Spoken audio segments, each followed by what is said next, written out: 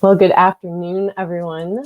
I'm Emily Bingham. I'm a reporter at MLive, and we are here today to talk about backyard gardening in Michigan. We've got two experts with us today, Isabel Brandstrom and Abby Harper. Both are from Michigan State University Extension. Welcome, and thanks for being here, ladies. Thanks for having us. Before we get started, I just want to remind everybody watching that we will be taking questions in the comments. So if you have any questions pertaining to gardening, whether it's veggie gardening, perennials, flowers, pollinator gardens, you can just pop those in the comments and we will get to as many of those as we can. And also just start a conversation. We're looking to hear from you, letting us know what you're planning on planting this year, if there's anything you're looking forward to in the garden this year. So just pop those in the comments as we go. To kick things off, Abby and Isabel, I'm wondering if you can just briefly talk about what is MSU Extension and what is it that you both do there? Sure, I can maybe start and then Isabel can add in. So MSU Extension is the community education and outreach arm of Michigan State University. We are spread all throughout the state. I believe we have an office in every county. And there's over 600 of us that work in different areas pertaining to supporting community development, educating folks on anything from agriculture to personal finance to leadership and government capacity building, kind of all over the map. And Isabel and I both work in Ingham County. I work as a community food systems educator, which means I try to help connect consumers and small farmers to help increase the capacity of small farmers to provide more of what's on Michiganders' plate. Yeah, and I'm the consumer horticulture educator based out of Ingham County. And so I work a lot with like local horticulture programming, workshops, and I also coordinate the Master Gardener program. Awesome. So this year we're seeing this huge increase in interest in backyard gardening. Can you talk a bit about why that is? Yeah, I think it's probably different for all different people, right? I like to think that people are probably spending more time in their spaces and wanting to engage in their spaces more and probably learning about just how rewarding gardening can be, either, veggies or fruit or flowers. And so people just kind of want to try their hand at gardening. And I think there's probably some social impacts as well of just, going to the grocery store, providing a little bit more anxiety for folks. And, with questions about economic security for different communities, I think there's just an increased desire to be a little bit more self-sufficient in contributing to what you're eating. Sure. So one thing that I've been hearing from friends who are getting into gardening for the first time is how intimidating it can be to get started. Like, say you've got your pot set or your plot all dug up in the yard, you've managed to order your seeds or you've got your starts ready to go, and you're like, now what do I do? For those people that are just starting, do you have any general advice? Yeah, I would say don't be afraid of making mistakes. That's how we learn. But I'll also say that there are a lot of resources out there for if you're, you like to gather what information you can before you start. There's a lot of resources out there to learn from. And again, don't be afraid to make mistakes. That's how we learn. And I do it. I'm sure Abby does it. It's just part of the process. Oh. Well, one of the mistakes I continue to make year after year is having a bigger idea that I'm actually able to execute. So I think my advice would be to start small and manageable. I'm laughing because as I say that, I have about 600 heads of garlic planted in my front yard, way beyond what I have the capacity to consume or really care to. And so I think especially, and this is, many years into gardening that I still am making these mistakes. But I would just say to start small and build on it each year rather than shooting for the moon and being overwhelmed by June. Sure. Yeah, and I think another important thing is to take notes and remember kind of what you did each year, what was successful, what was not successful, maybe why you think why, so you can use that information for next year to hopefully, maybe not plant things that work or try a different crop rotation, those types of things. Awesome. For anybody who's late tuning into the conversation, I just want to send out a reminder that we're here talking to Abby and Isabel from Michigan State University Extension. We're chatting about backyard gardening in Michigan this spring. And if you have any gardening questions at all, you can just put those in the comments and we will gladly get to them. Also, I just want to give people the opportunity to send a shout out to their favorite greenhouse or local grower. I know I have a few favorites where I live just north of Ann Arbor. And I always love hearing about the mom and pop nurseries and greenhouses around the state. So if you have a favorite, let us know. So this has been a very unusual spring in Michigan. It was very cold. We had a couple hard freezes and frosts, followed by a ton of rain. Is there any advice you can give gardeners for when it's finally safe to start planting? Go for it. Yeah. Okay, I think, well, first off, it'll depend on what you're planting, but for people who are eager to kind of get those warm season crops out, so things like tomatoes, peppers, definitely wait until the frost-free date, which I think for Lansing is in mid-June, and it differs across the state. You can find those resources online to find your frost-free date, but I think this spring has been a lesson in patience for a lot of us. Yeah, I can't tell you how many posts I saw from first-time farmers that had planted a bunch of things in that, we always tend to have that one burst of early spring at the end of March or early April where everyone gets really excited. I did the same thing, or like, get your seeds out, get in the garden. And the most recent freeze that we had, at least in Lansing, was a harsh first-year lesson for some folks who maybe jumped right in and planted their tomatoes in April. And the other thing to think about with that is, I always think about where are my plants happiest. Sometimes tomatoes, if you get them in April, they might survive to the end, but are they really going to be happy out there? And generally the answer is they'll be happier in the warmth of your house, in your window or something like that, until outside temperatures are more stable.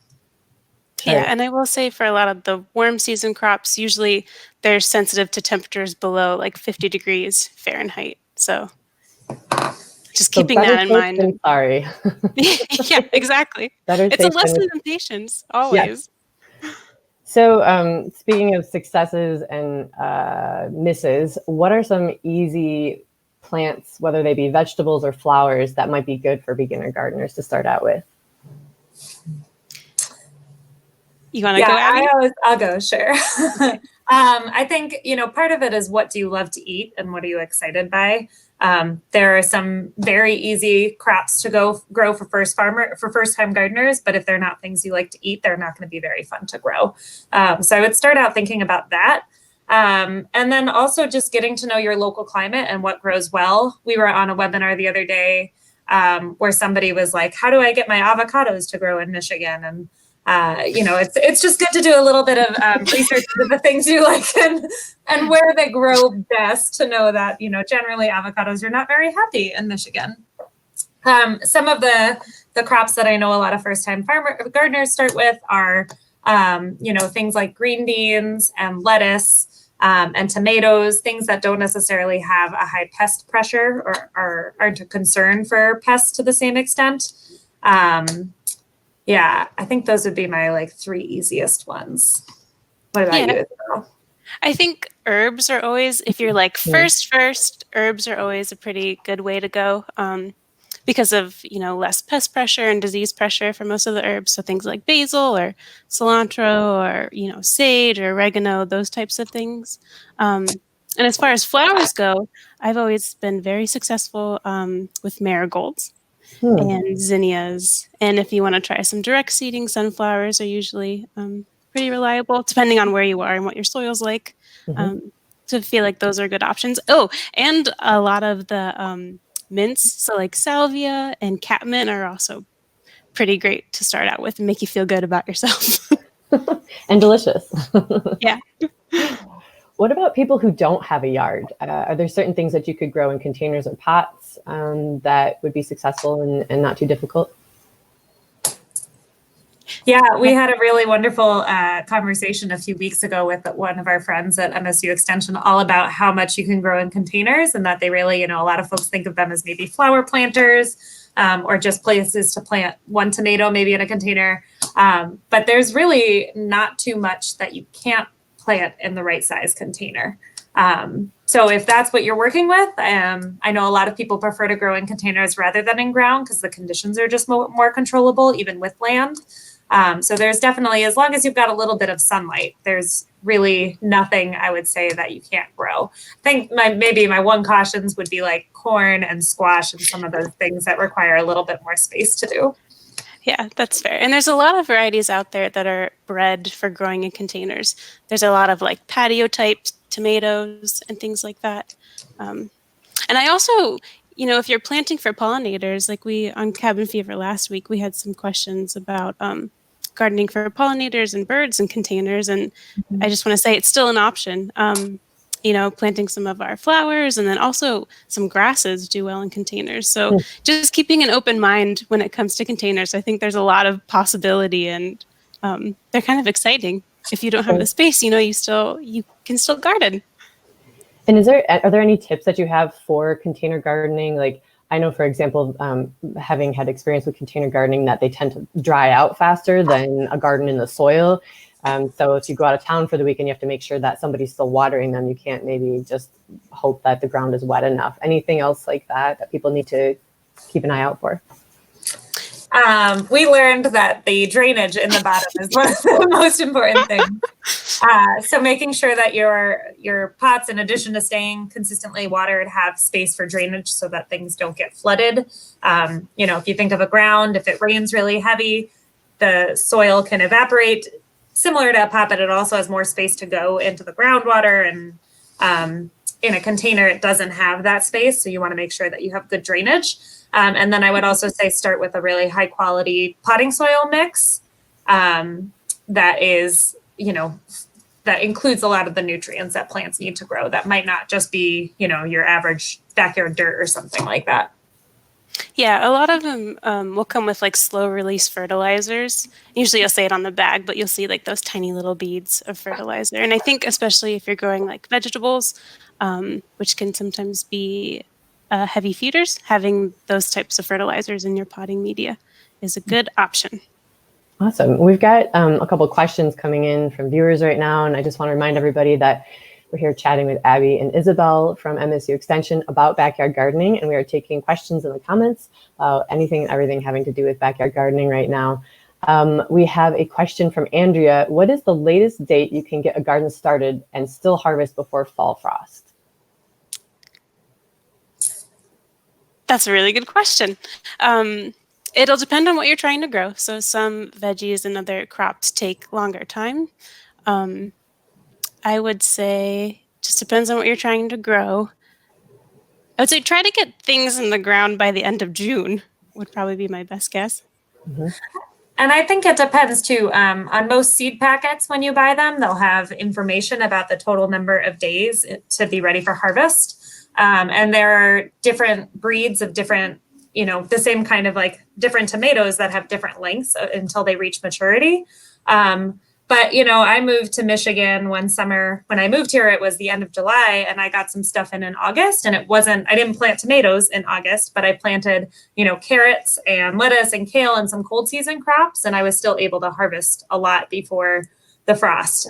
So farmers will do succession planting where they will plant a crop, every 30 days or so for the season to make sure they get consistent harvests. So there are some of those that you can get in pretty late into the summer and still get a harvest out of. And I would say particularly things like, lettuce and radishes and arugula, things that have a shorter season are a little bit more friendly for late season gardens. We've got another question from Lynn. She's asking, what are foolproof veggies for a raised garden bed? I think it depends on what she means by foolproof. Is there such a thing? Just depends. Again, I would want to know what she likes to eat and what the conditions are. So what her sun is like, if maybe her conditions are a bit shadier, having those leafy greens can be a good option. So like lettuce. If she has more space and sun, trying some tomatoes. Depends on what she wants to eat.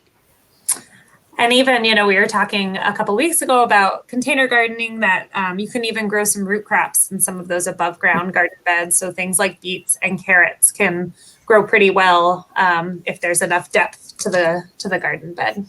the raised garden. What about, I want to talk a little bit about seeds and starter plants. Are there any best practices that you would recommend for sourcing them? I know there's some confusion probably for some people about, they're seeing heirloom on some packets and hybrid. Are certain types better than others? Just what's your general advice there? Yeah, so I would say heirloom is basically a designation that means it's a crop that's been around for a long time, a variety that's been around for a long time and hasn't played too much into conventional breeding methods necessarily. But it doesn't mean anything about the production practices necessarily. And I'm trying to think what your other question was. So just like how to know starts? Yeah. Yeah, so I would say, the best thing to do is just talk to the people that are growing them. I tend to get a lot of my starts from the farmers markets, the things that I don't grow myself, that I don't start myself. I'll go to farmers markets and talk to farmers about their starts and kind of ask them about their recommendations. And same if you were to go to a greenhouse or anything, I think just talking to the people that are growing them can give you insight into what is best for your garden. Yeah, and I feel like this is a fun opportunity to touch on seed saving, because usually the open pollinated types are easier to save seed from because they're just more of a stable population versus like some of those hybrid types. Because what you're planting when you plant a hybrid is the immediate cross from two parents. So once you plant that out, you kind of get things get like a little more muddled. So for if you want to save seed, I would recommend collecting from those open pollinated types. And do you agree, Abby? Queen of seed saving? I'm laughing because I'm surrounded by seeds on my desk right now. You guys can't see it, but I was shelling cilantro. I was pulling cilantro off earlier and I was sorting bean seeds. So in the down here space, I'm surrounded by seeds. I think seed saving is a practice that I've gotten into in the last 4 or 5 years. And it's really a way to bring another level of interest and science into the garden, of just being able to have a little bit more control over the inputs year to year. If you're saving seeds from a plant, then what was done in the production of that seed. And you can feel confident that you are comfortable with those practices because it's what you used. And we have a lot of great resources. There's a lot of great resources throughout the state for seed saving, including a number of seed libraries, the majority of which are based out of libraries that will essentially loan out seeds. And then once you grow them out and save seeds, you return a small amount back. And so the library can create like a regenerative seed supply. So there's a lot of different ways to get involved in those practices. Super cool. And does Extension offer any further resources on seed saving if people are interested in learning more? Yeah, we have a couple of kind of educational features. Isabel and I did a conversation a couple weeks ago on seed saving that I would be happy to send along maybe to you all for sharing out. Wonderful. We got a couple more questions from viewers. A question from Kimberly. What can you use naturally that will keep squirrels and birds from eating a garden?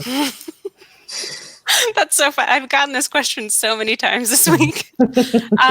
Squirrels and birds are both pretty tenacious and hungry little critters.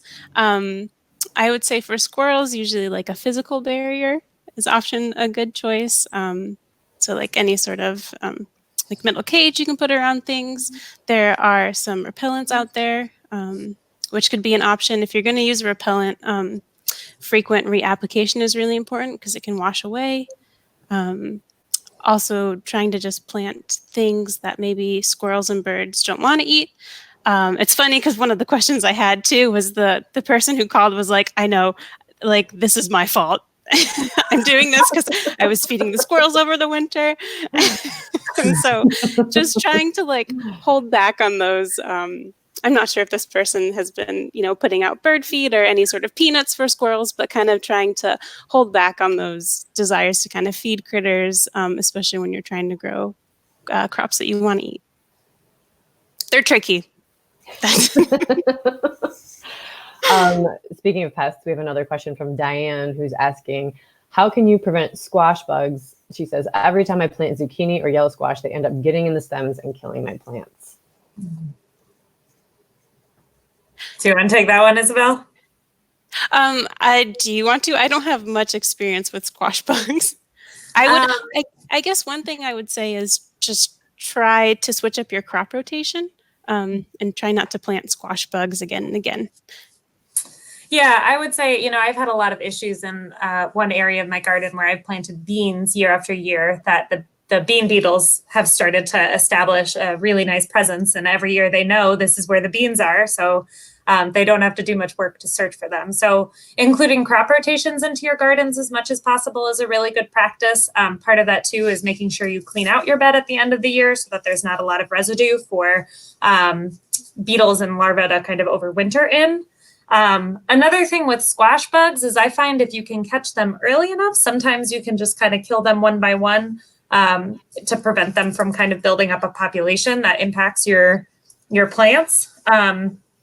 And, we talk a lot about IPM, integrated pest management, and kind of scouting. And part of that is just getting up and close and personal with your garden and observing pretty regularly so that you can start to catch those things before they become a problem. And, take some preventative measures early on. And of course, there are probably some commercially available pest repellents, like Isabel was mentioning, that can help. I think another thing that I would caution with squash and other kind of those big vining plants is just making sure when you're watering, you're concentrating at the base so that in addition to squash bugs, squash have an issue with some kind of molds and mildew from being super damp. So just trying to make sure that the water source is concentrated at the root system and not necessarily kind of saturating the whole plant and creating a environment that they like to thrive in. I just want to clarify, sorry, Isabel, one thing that you said, Abby, about crop rotation. When you say crop rotation, does that mean like literally moving, rotating where you're planting things, or does it mean like maybe skipping a year for planting that particular item? It depends on how much space you're dealing with, right? So if you've got a really small garden plot and squash beetles are coming back again and again every single year, it might mean taking a year off of planting that to allow them to find a different home. The fortunate thing about things like zucchini and, yellow squash and those things is there's always a time in a year when all of your neighbors want to gift it to you. So maybe just take that on the side to build some neighborhood connections and accept those gifts graciously. But if you have enough space and you've got kind of like different beds set up throughout your garden, your property, crop rotation can be moving where those plants are planted within your garden. So not if you've got like 3 raised garden beds, maybe you move the squash every year to a different one and rotate other crops accordingly. The other thing I'll mention for crop rotation is that it's important to also think about what family the particular vegetable is in. So things that are from the same family often have similar pest pressures. So one thought that comes to mind are tomatoes and potatoes. They both are susceptible to similar diseases. And so if you're rotating your tomatoes by switching them out with your potatoes, you're keeping the environment that supports the same kind of pests. So it's important to look at, are you mixing up the families that you're planting in those locations? Cool. I just want to give a final reminder for people. We've got about 7 minutes left or so that we are chatting with Abby and Isabel from MSU Extension about backyard gardening. And we are taking questions live in the comments right now. If you have any last minute questions you want to pop in before we wrap in a few minutes here, we will get to them. We have a question from Diane. She says, my hostas come up beautiful, then develop brown holes like something is eating them. Lots of squirrels around, but I thought they didn't eat hostas. I think it just depends. Again, critters are kind of tricky and curious and might just eat things. It's kind of difficult to diagnose what exactly is happening without a picture. So, I might suggest through MSU Extension, we have the Ask an Expert tool, and we also have the Lawn and Garden Hotline. And both are really great resources if you have specific questions for diagnosing some of the problems you might see in your garden. And hopefully, Emily, you can include those links and then the phone number for the hotline. And the hotline is operating Monday, Wednesday, Friday from 9 to 12 currently. Yeah, we'll put all that information in the comments for people to see. So if they want to know further information, they can check that out in the comments. Yeah, and I would also just suggest, to inspect for bugs. Sometimes insects will hang out on the underside of leaves. So, flipping over the hosta leaf to see if they see anything, things like that. Kind of getting, like Abby said, a good look at what's going on and kind of observing and investigating a bit more. And I think the other thing I would have people keep in mind is just that your garden is going to be, it's part of an ecosystem, right? So there's naturally going to be some things that are attractive to the other things that live in your ecosystem. And for me, part of what provides me some peace of mind is just planning for that ahead of time, you know, knowing that if I'm going to lose 10% of my beans to the groundhog that lives under my porch that I haven't found a way to get rid of, I'm going to plant 10% extra beans and just, you know, it's kind of like a sacrificial part of my crop that I plant for the groundhog who I share space with. And truthfully, we moved to our house pretty recently, so that groundhog has been here a lot longer than I have. Who's to say I have more right to those beans, you know?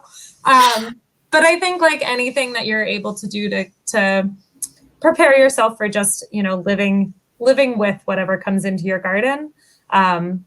And the benefit is that we have access to other places to buy food if something does fail. So just kind of keeping that in the back of the mind. And, you know, sometimes we have pests that come in and they'll eat part of a plant, but maybe not the part that we care about. So sometimes it doesn't actually impact the growth of the plant and its production that much. With regards to the hostas, it sounded like it was the leaves that were getting some holes in them. Hostas still have really beautiful flowers. So sometimes you can live in harmony in those ways, you know. One thing I wanted to make sure we touched on before we wrap today is pollinators, because that's a topic that has come up in your Cabin Fever Conversations series in several forms. And I know that some people are thinking about how can I help save the bees or the monarch butterflies? Is there a way that I can plant and keep them in mind? Can you give us some suggestions on what to plant or resources for learning more about that? Yeah, so it's funny because pollinators totally tie into, you know, what Abby was just saying. Is they're a really important part of our ecosystem, and there's a lot that we can do as gardeners to help support them. In a few of our past conversations, you know, the gist of it was whatever space you have or whatever space you're willing to provide to plant for pollinators, you know, will be beneficial. So as far as different plants, the list goes on and on and on. And through MSU Extension, we have a lot of great pollinator planting lists on the Gardening in Michigan website. If you go to the pollinators tab, we had a recent cabin fever conversation about pollinators. It's really hard to be like, plant these specific plants, because it's just, there's so many, and it depends on what your space is like, you know, what kind of heights and textures and colors and shapes and those types of things that you want. So I would just, yeah, Abby. Yeah, I think the main, one of the main lessons I got was just plant things that bloom. So one of our speakers was talking about in her community garden that every person who has a plot has to plant something explicitly for the pollinators in their plot. So incorporating, if you have a vegetable garden, incorporating some flowers and some more perennial plants. And then also making sure that you have blooms throughout the season. So some of those early season blooming flowers, as well as some things that bloom late, just to make sure you're providing as much time for food as possible. So, and it sounds like that'd be a really fun thing to do if you have kids in your household as well, like getting to watch maybe the monarch butterflies or the bees that visit. Yeah, and we learned a couple weeks ago that we have over 450 natural wild bees in Michigan. So It's a fun space to just kind of play detective and observe. And yeah, some of them are smaller than a grain of rice, which is, again, harkens back to kind of like getting a closer look at your plants, see what is actually going on. Well, I wanted to wrap this up, touch on the topic of observation. In one of our conversations before this, you mentioned that it's something that you like to talk about in your online classes, the role that observation takes in gardening. Can you touch on that for our viewers? Yeah, I think we've touched on it a few times, just how observation in the garden is a critical part of integrated pest management and kind of understanding what is going on in your garden and how to plan for the future. So like Abby was mentioning, you know, crop rotations. If you are having a lot of trouble with squash pests this year, maybe don't plant squash next year, give them a break.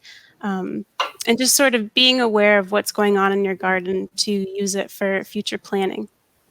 I think it's just important, and it kind of connects you to your garden, which is nice. Yeah, I think so often we're eager to get like in and out and do as much as we can in the time that we have. And often what that lends itself to is just missing clues about what's going on. So the more time you spend just kind of observing and sitting in your garden, the more you pick up on some of those cues that, you know, usually it doesn't just happen that overnight a rabbit comes and eats all of your stuff. Usually you can see some hints that that might be coming for a little bit. And so observation can help you kind of preempt bigger problems by noticing them when they start small. And it sounds just like a nice practice, regardless, to just spend time in your garden enjoying it. Like flipping over leaves, looking for slugs or insects. Yeah, I totally agree. But So I think that's a perfect spot for us to wrap up. Ladies, thank you so much for joining us today and for sharing your wisdom. yeah, this was Thanks fun. for having us. This is great. And as a reminder to all of our viewers, in the comments, our producer behind the scenes will be sharing some links to MSU Extension resources that might be helpful for you. And thanks for joining us, and good luck in the garden. Yeah. Thanks, Emily.